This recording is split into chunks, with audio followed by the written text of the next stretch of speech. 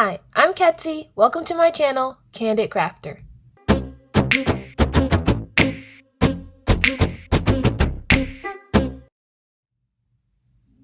So in today's video, I'm going to show you guys the two new watercolor palettes that I recently set up. There's two because I wasn't sure which type that I would prefer. This first one is just a metal tin where you can fit 40 half pans, and then this other one is more of what I see artists use on YouTube, but a plastic version. But I decided to get the metal, so it's got wells and there's no half pans. So if you would like to see me set these up, sit back, relax, and let the crafting commence. As there's a lot of footage to get through, this video will be broken up into two parts. This is part 2.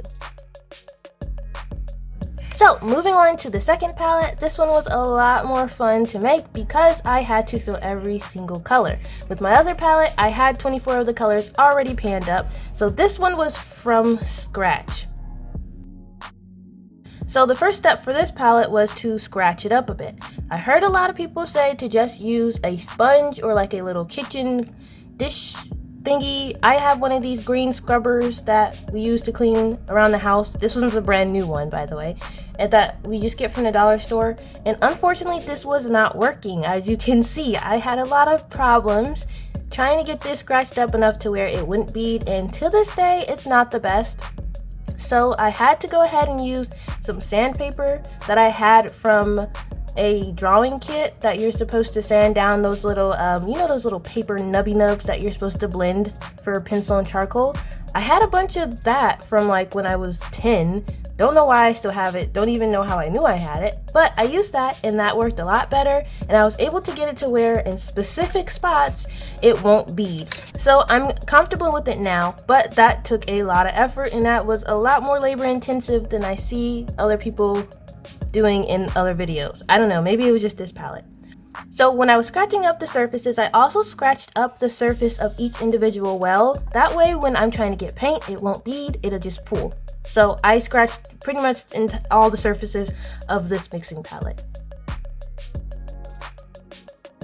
Moving on to step 2. Step 2 was again figuring out where I want these paints to go. I used the same tiny little swatch cards that I used when I set up my other palette, so I was able to lay those out in 3 rows to determine what I wanted to do. So for this palette, the setup that I have is on top I have all my neutrals, and then on the 2 bottom rows I have split rainbows. So for the second row, it's my lighter rainbow, and then the bottom row is my darker rainbow, which you'll see better and understand better once I start swatching out my colors. Step 3 is the fun part, and again, I'll let you guys just watch this with some relaxing music, but it's filling up every single well and making sure all the paint is in the corner using a toothpick.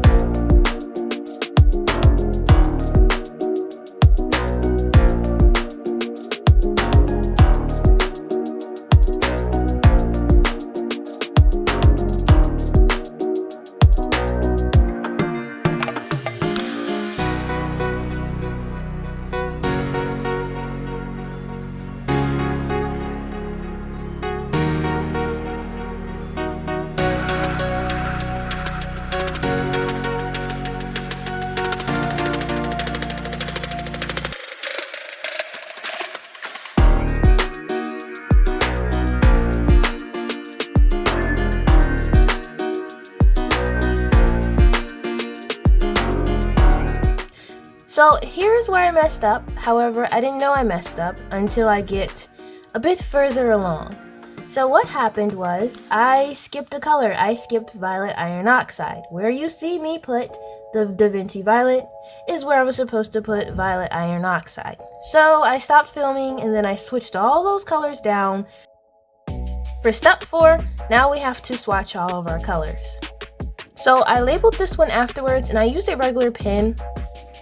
And I don't really like how the pen looks. I should have used one of my microns, as well as there is purple paint on the back, so I wasn't able to write any of the pigment information or anything like that on the back because it's all messed up. So I will be swatching this one again. If you would like to see that, let me know.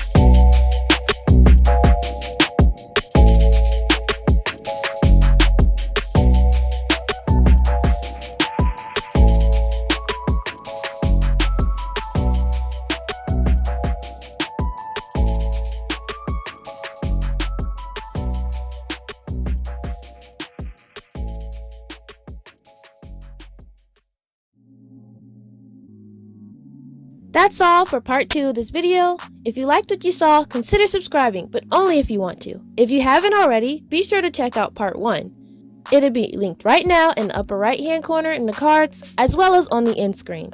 And with that being said, you never have to be the best, just try your best, and I'll see you all in my next video. Bye!